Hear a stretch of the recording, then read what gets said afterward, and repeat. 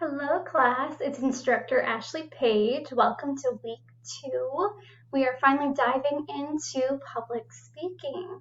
So this week we will be learning about the fears of public speaking, how to overcome them, how to get started on what we need to know about public speaking, such as the communication process, and little details like that. I wanted to give you some slides to help you kind of see what I am presenting. Some of these slides will have videos on them. I will put those as a link. That way you can find them a little easier and don't have to watch them with me. For instance, this week we will be talking about glossophobia. That is a term you're going to want to remember. So if you're taking notes, I would write that one down because you may see it on a quiz. Just a hint there. Glossophobia is the fear of public speaking. Now, this is a fear that hits quite a few people. It's actually 75% of everyone you'll meet has a fear of public speaking. That 75% hits, all races, it hits all genders, ages. This is a pretty common fear. And this video I'm going to show next, I'll let you look it up. I'll give you the link. This is basically from Seinfeld. And it's just a funny little thing about glossophobia. It's about 22 seconds long. And after that, there's another video here about 7 tips to overcome your fear of public speaking. And here she really breaks down, it's called Brief, which is, let me see if I have my notes for you. The brief that she mentions, sorry for the noise, is believe, rehearse, interesting, edit, and fun. Just take a few kind of notes about what she's talking about because we will start analyzing speakers. I really love to watch videos in this class and kind of analyze everything. But one thing I wanted to share, because she does repeat a few things in the video, is that she mentions that people just pay attention to words, which yes, people do in your speeches. They will definitely pay attention to your words, but 90% of all communication, as you will learn, is nonverbal. That means your words, yes, are important, but how you say things is still very, very important. So that's a little tidbit when you watch that video. Try to, take a little bit of what I'm saying because she was a little bit off. But that's something I want you to consider when watching that. This is a short little thing that you will see online is the anxiety quiz. This is just a quiz to kind of give you an idea of what we're studying, and glossophobia, where you kind of rate yourself. And the last question on here is, what would make you more comfortable? Think about what would help you present your speeches. What are some things you need, such as a quiet environment? Are you going to need music before your speeches? Because I can give you tips for that. Are you going to need a presentation aid? Look for things that will help you feel more confident. Now, I am going through these rather quickly. If you do have questions, let me know, and I'm always happy to help you. Now, here you can see we have 2 types of anxiety. This is mentioned in our book, but I did want to kind of stress these. One is process anxiety, which is the fear of preparing your speeches. That basically means writing it out. You have a fear of, once you get the topic, like you'll do an introduction speech here soon, you really worry about that speech and you're worried about writing it and what you're going to say. That would be what process anxiety is. The second anxiety is either one or the other, is performance anxiety, which is a fear of presenting the speech itself. So you're not really worried about writing it because you're able to do that on your own time, but you struggle more with presenting it to the public, to an audience. And if you have either of those, remember we'll go over tips each week and I will help you out with either of those anxieties. Now, as I look over here, I'm going through my slides. I'm sorry if that looks really weird on video. I do have that little Bitmoji down there that says you've got this. These are, anxieties, but really, it's really important that you have a positive mindset. Now, it's really easy to have a negative view of things. Like with speeches, if you're like me, you'll have worst case scenarios and you have it all pinned out in your head how it could possibly go wrong, and that can really stem our anxiety. And instead, I really want you to try to look at positive things that can happen. So such as you're about to give your introduction speech and you're really nervous, you're like, I'm going to do terrible. Instead, try to think, well, I've practiced this. I got this. So try to have that positive mindset. Here we have common fears. This is something your textbook will mention, but I wanted to share some of the things the textbook is saying in case you don't have your textbook yet.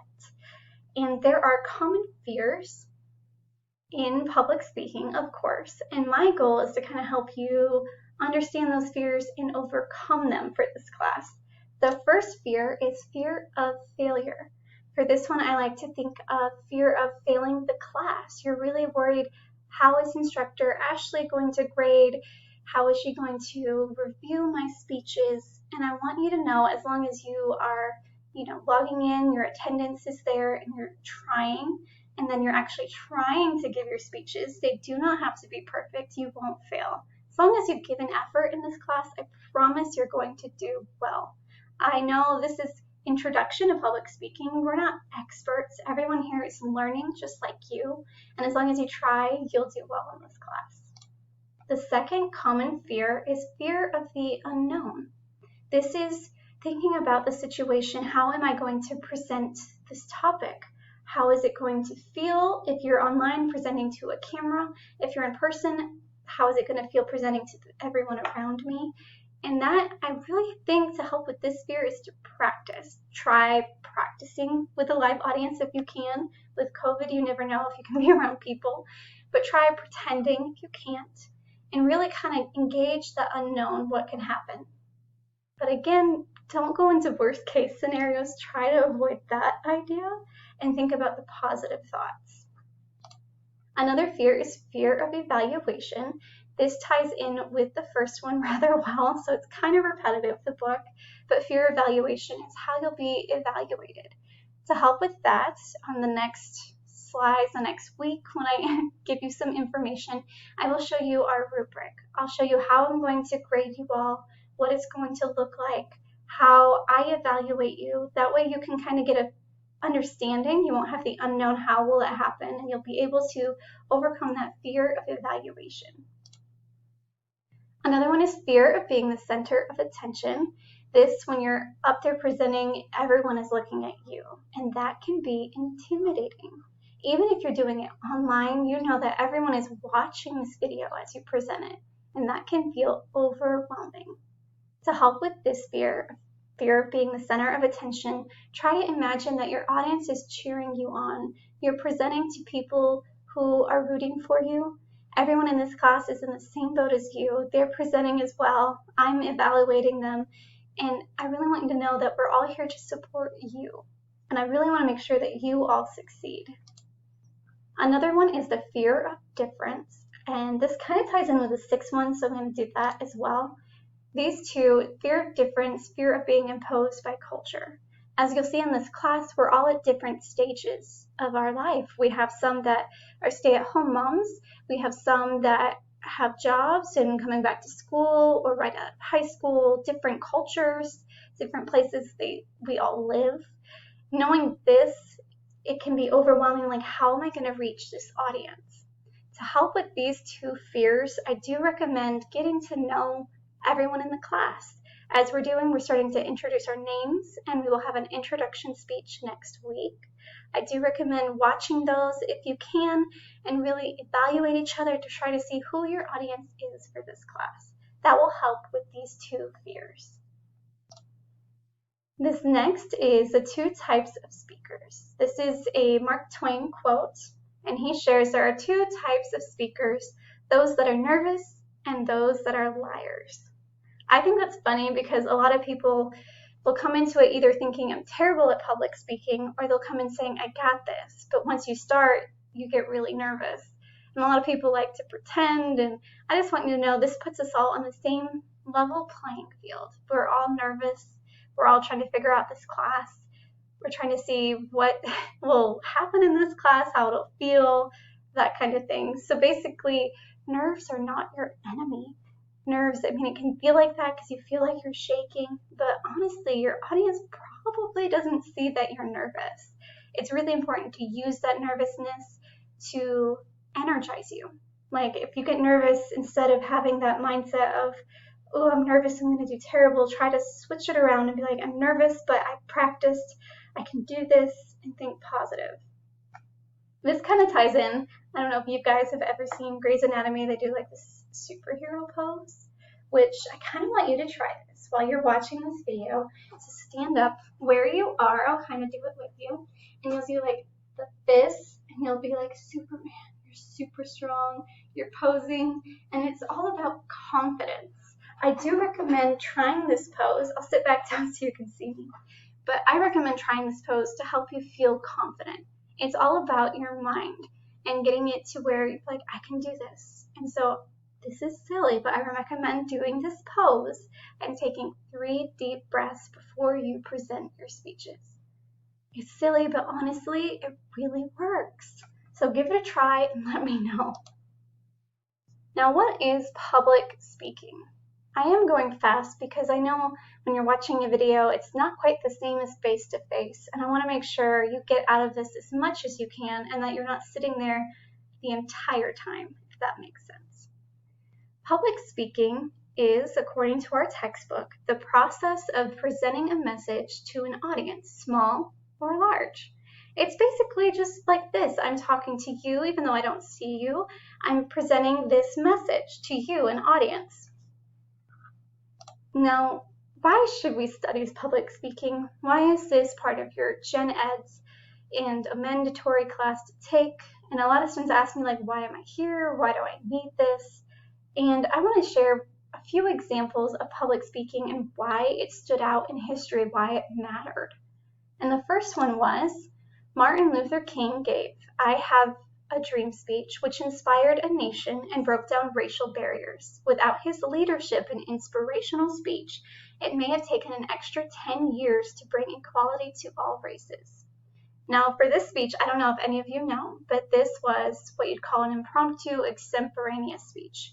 It's where he spoke off the cuff. He had a speech written, but he pushed it aside and he spoke from his heart to the audience. And I think that's what really grabbed everyone's attention, is the way he spoke, and it was so passionate and you can feel it. So I really recommend going back and watching that speech sometime if you have time. And you can really see how public speaking stood out and really changed things for that historical moment. Another one is President Nixon's speech, "United a Nation and Put a Man on the Moon." I mean, gotta admit, that's pretty cool.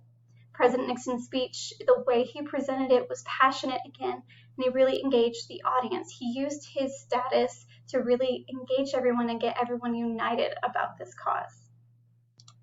The third one, this is one of my favorite examples, is Abraham Lincoln's Gettysburg Address. This helped put him on the map to presidency, and without his speech, this may never have been the icon that he is today. For those that study history, hopefully I say this right, I would definitely double check my facts here, but Abraham Lincoln was really viewed as an odd guy. Like, he was viewed as just a little bit weird. The way everyone thought about him was just kind of like, I don't know about that Abraham Lincoln guy. He was seen as this lanky, really tall guy.